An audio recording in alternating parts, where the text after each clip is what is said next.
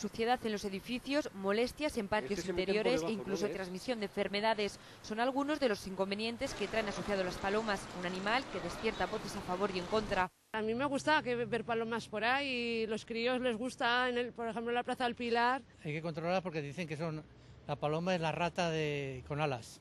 En Zaragoza hay unas 12.000 y cada año la población aumenta en un 12%. Para controlar este crecimiento, el ayuntamiento caza anualmente unos 5.000 ejemplares.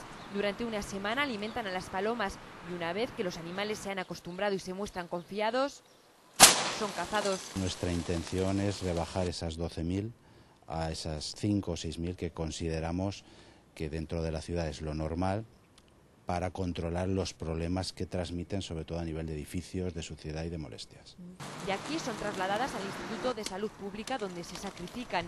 Una de las zonas de la ciudad donde más palomas se concentran es en el casco histórico. La razón la encontramos aquí, en la Plaza del Pilar, donde dar de comer a estos animales se ha convertido en toda una costumbre. La colocación de estas jaulas en varios edificios de la ciudad completa la medida. Se instalan en aquellos lugares donde no es posible utilizar la red.